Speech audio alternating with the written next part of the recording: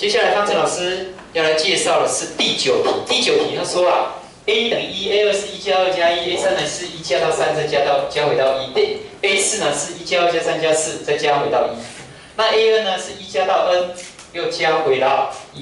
好，那问你说这个数列的递回关系式，还有它一般项 a n 等于多项？好，那你要求它的递回关系式就是相邻两个前项跟后项的关系。那前项跟后项的关系，这里有 an， 我把它找 an 加1，其实你也可以找 an 减1啦，反正找出它的关系都可以啊。好，那我找 an 加1的话，那应该是1加到 n 加1，然后再加 n 又加到1，是不是应该这样？然后你就跟这个它的前一项去比较，它到底比它多出了什么呢？哎，你有没有看到比它多出了什么？1加到 n 啊，1加到 n 都有。然后 n 减1到1， n 减1到1都有，多了这两项吧。所以你的 an 加1就等于 an 再加上这两项啊，所以 an 加1就等于 an 加上2n 加1嘛，是不是这样？那这个呢 ，n 是从大于等于2，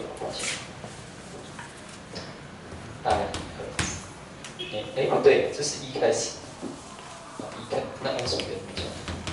如果你用 an 跟 an 减1，那就是会大于等于2。那这个是从第二，好，这1就可以了。第一项，这 n 用这 an 加1可以第二项，所以这没关系。好，那其中它的第一项是1，好，那通常我们会把它列成这样。这递回关系式通常会写这个关系，然后再有一个起始的，这样可以吗？这样没问题。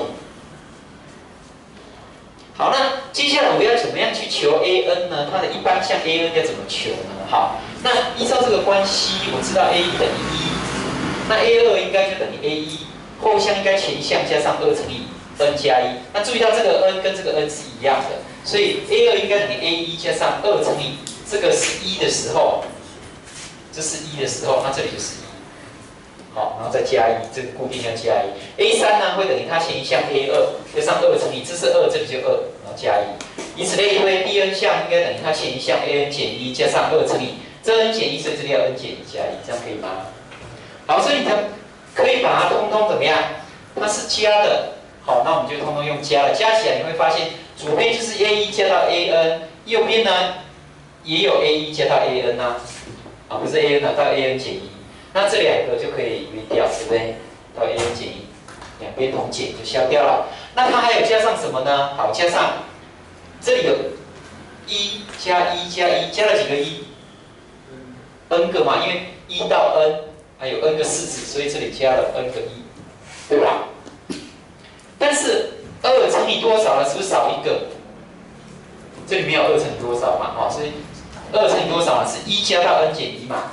那1加到 n 减1就是一个等差数列的总和公式，应该用上底加下底乘以高除以2。上底加下底1加上 n 减1是多少 ？n， 再乘以它的高是多少？项数几项？1、2到 n 减1。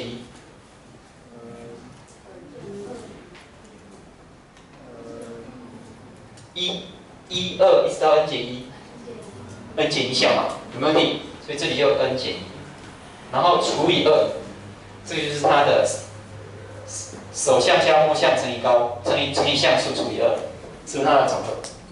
那这边有没有问题？好，那没有问题的话 ，an 就等于什么？就这个嘛，这个可以把它约掉啊，所以就是 n 平方减 n 再加 n， 那就 n 平方啊，对吧？好，就 n 平方。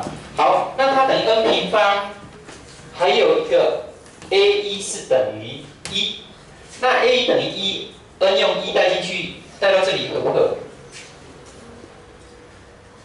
也合嘛。当 a 等于1的时候，1的平方刚好也等于1嘛，是不是？好，有时候这两个又不一样哦，不一样你要写两个，然后这里要写 n 大于等于2，懂吗？有时候它会不一样。那当它一样的时候，好，一样的时候，那你就直接合并嘛，好，因为这个也合上面这个嘛，所以你就是 an 就直接写成 n 平方，然后 n 就属于自然数就好了。你看这样吗？这就是你的一般项。